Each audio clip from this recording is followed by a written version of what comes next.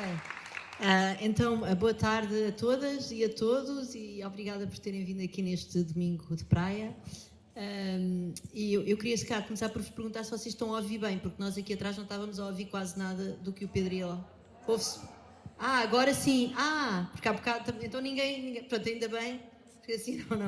não ouviram o que a Laura disse de mim, porque ela esqueceu-se do essencial. Que é que eu não percebo nada de psicadélicos, portanto eu estou aqui realmente mais como uma posição assim de curiosa, e a minha única experiência psicadélica foi quando o Pedro Teixeira, que foi a primeira pessoa a falar, que vocês também não perceberam, escreveu um livro muito interessante, aliás um livro cuja leitura eu recomendo, para a Fundação Francisco Manuel de Santo, naquela coleção de ensaios, que é talvez o livro mais completo dos vários ensaios. Enfim, não os li todos, mas li uma boa parte, não é? Porque tem imensas, tem uns QR codes para leituras complementares, portanto vê-se que o Pedro tinha tanta coisa para dizer sobre psicadélicos que não coube tudo num livro, e portanto a pessoa pode até, acho que é um bocado um livro de pistas, não é? É um livro um bocado psicadélico em si, e então eu fui, o Pedro convidou-me para eu ir apresentar o livro dele ao Porto, e eu fui, e li o livro, claro, e de facto a leitura do livro, se eu alguma vez tinha assim alguma espécie de vontade de experimentar psicadélicos, que acho que sinceramente já não tinha muita, mas então a leitura do livro ainda me deixou menos vontade. E a razão para isso é que é que o livro, como está bem escrito e como é um documento realmente importante, mas que no fundo nos dá uma panóplia tão alargada de salvaguardas de segurança que a pessoa deve colocar em prática quando experimenta psicadélicos, é por isso que eu acho que é realmente um documento importante, que eu fiquei a pensar porque é que eu me havia de meter numa coisa que me obriga, sei lá, a ver se há alguém para me levar à casa de banho se eu precisar, não é? Eu tenho preso muito a minha capacidade de ir à casa de banho sozinha. Bom, feito este pequeno introito, vou então passar aqui às nossas... Mas pronto, contrariamente a mim, que realmente estou aqui no palco um bocadinho só porque gosto de pessoas e tenho sempre curiosidade e também porque gostei muito quando fui ao Porto foi uma experiência psicadélica divertida e portanto aqui estou eu. Todas as pessoas que aqui temos connosco no palco realmente percebem imenso de psicadélicos, em diferentes perspectivas e diferentes modos, e portanto eu vou aqui abrir um bocadinho a discussão entre a Gisela, a Inês, a Maria do Mar e a Satia. E depois nós vamos ter no fim um espaço para perguntas e respostas também aqui do público. Eu acho que é aquilo que é um bocadinho interessante nestes eventos da Safe Journey, é que no fundo tem esta perspectiva de divulgação e portanto também portanto, uma vez que eu já confessei a minha completa incompetência, espero que depois se sintam completamente à vontade para fazer qualquer pergunta, porque serão sempre mais bem informadas do que eu. Bom, então vou se calhar aqui começar um bocadinho, pronto, a ordem não está aqui muito bem definida, mas se calhar eu vou pedir aqui, começar aqui, nós temos duas pessoas psiquiatras aqui no palco e ambas se chamam Inês, portanto eu vou começar por uma das Inês e depois termino com a outra Inês, e vou então começar pela Inês Figueiredo, que trabalha de facto na aplicação clínica dos psicadélicos, portanto vou passar aqui de um contexto um bocadinho mais formal e estruturado para depois irmos a partes mais recreativas do uso dos psicadélicos. E Inês, eu começava se calhar por te perguntar, portanto a Inês ela faz parte de uma associação que se chama Space, que tem precisamente a ver com as aplicações psicadélicas, as aplicações clínicas dos psicadélicos, e eu ia-te perguntar, Inês, que é aquela Inês que está ali, se no fundo que nos fales um bocadinho desta questão da terapia assistida, e pronto, isto é de facto uma sessão acerca de psicadélicos no feminino,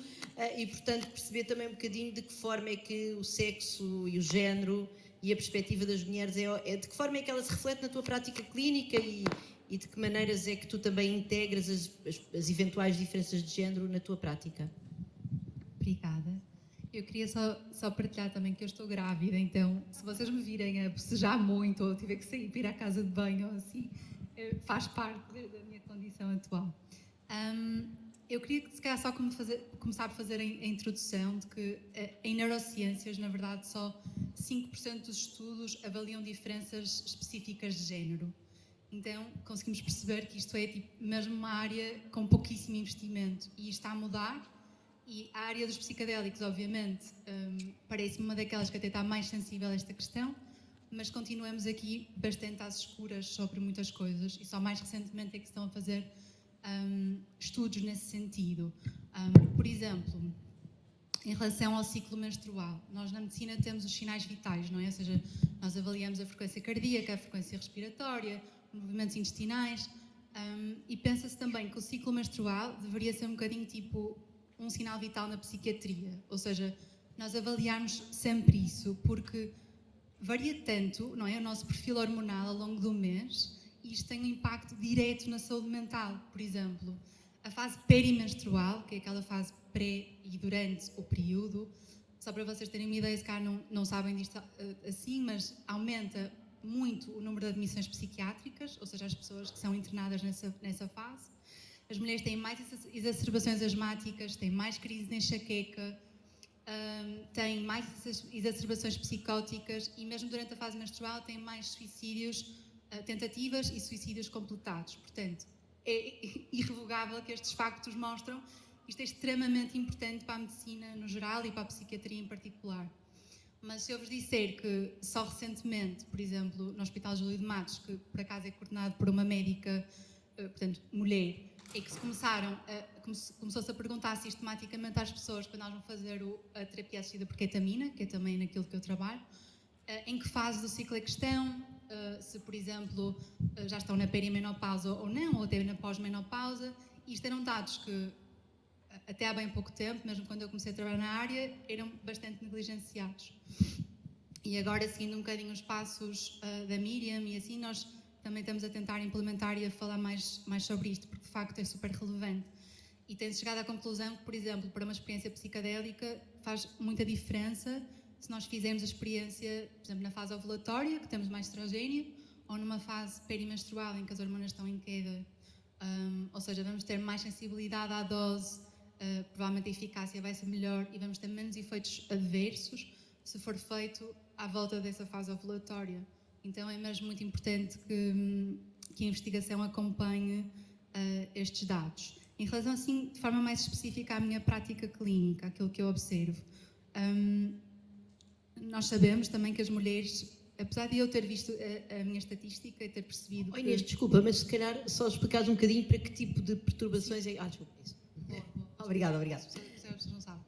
Pronto, eu trabalho mesmo na vertente clínica, ou seja, nós tratamos depressão resistente e outras condições psiquiátricas de difícil tratamento, com recurso a psicadélicos, mais especificamente a ketamina, que é a única que é legal ainda para o fazer.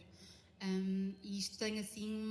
não é qualquer pessoa que pode ter acesso a este tipo de tratamentos, por vários motivos. Primeiro porque a doença psiquiátrica tem que ser grave, não é? Ou seja, a pessoa não vai fazer um tratamento destes, com tudo o que isto implica, se ainda não tiver tentado outros tratamentos. Portanto, há um protocolo, há uma certificação e ainda não há muita acessibilidade. Ou seja, é um tratamento que existe apenas em alguns hospitais e em algumas clínicas, e nas clínicas, obviamente, é um investimento muito grande. Pronto, e nós tratamos maioritariamente depressão resistente, também ansiedade, algumas perturbações de stress pós-traumático, algumas perturbações obsessivo-compulsivas, mas assim o principal será a depressão e a ansiedade, assim a doença mental comum, mas grave, refratária a outros tratamentos. E o tratamento divide-se mais ou menos nestas fases, ou seja, a pessoa é avaliada, depois entra numa fase de preparação e depois, esta fase de preparação, em média, são 2 sessões, depois tem uma sessão, ou na verdade várias sessões de dosagem, ou seja, de administração da ketamina, e tem sessões de integração junto a essas sessões de dosagem, ou seja,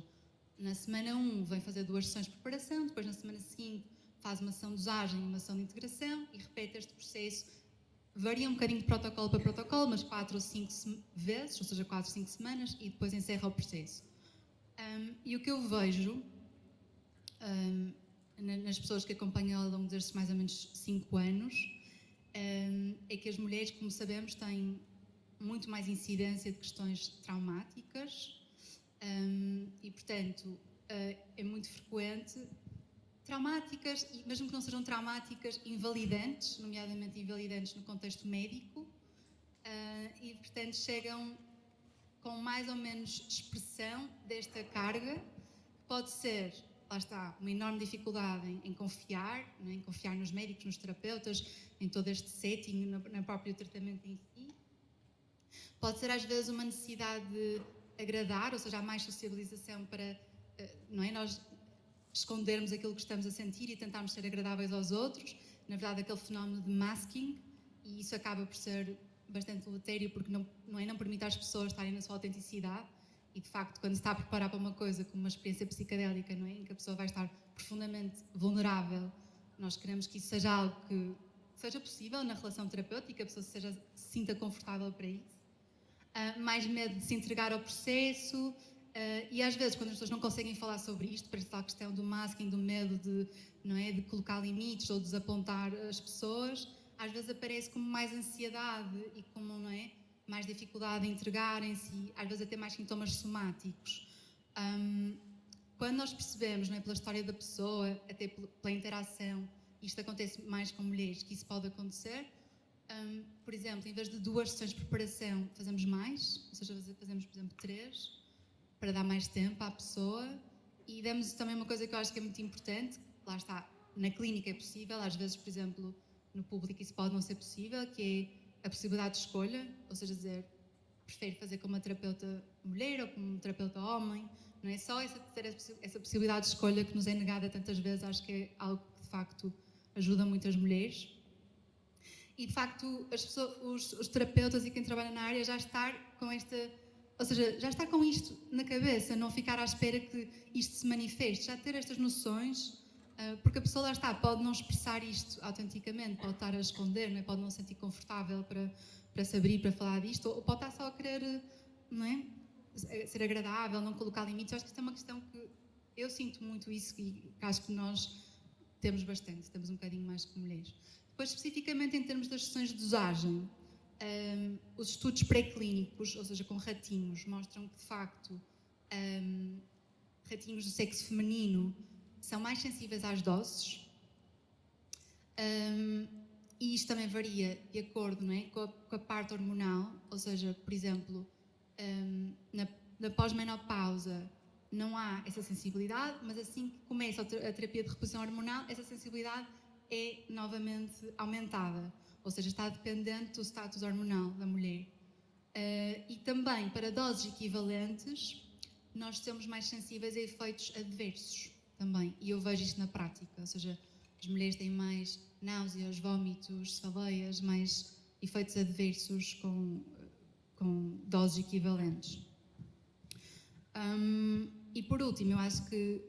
aquilo que emerge nas sessões, não é, em termos de temas e assim, obviamente também está muito ligado ao sexo e ao género, não é? Eu acho que nas mulheres surgem também aqui muitas questões relacionadas com a culpa, com a exaustão emocional, com a fadiga do cuidador, porque mesmo que as mulheres não sejam mães, de alguma maneira são mães de alguém, não é? E têm sempre uma postura muito mais cuidadora, seja com os pais, com os irmãos, com amigos, etc. E nota-se de facto o impacto, não é, sociocultural relativo ao género, ou seja, não são só estas diferenças biológicas que fazem muita diferença, são também as outras questões que surgem e pronto, que de resto acho que surgem também nos processos psicoterapêuticos gerais, mas que aqui também surgem. E questões relacionadas muitas das vezes com o corpo e com traumas antigos e questões de abuso sexual e assim, portanto, é mesmo importante que haja este modelo informado, não é, e sensível ao trauma, em toda a medicina, mas muito especificamente nesta área, não é, que há, portanto, a vulnerabilidade. Obrigada, Inês. Depois cá já vamos voltar na segunda ronda, tenho aqui assim mais umas perguntas para ti. Mas então, uma vez que falaste bastante do ciclo menstrual e da importância, digamos, da importância desse ciclo no corpo e da maneira como isso se reflete depois na terapia com a terapêutica, com os psicadélicos, eu ia se calhar perguntar à Gisela Duarte, que tem... ia-te passar o meu micro. Já agora, os nomes aqui são todos extraordinários, portanto a Gisela Duarte tem não sei se é uma associação ou um grupo, depois corrijo-me, é um projeto,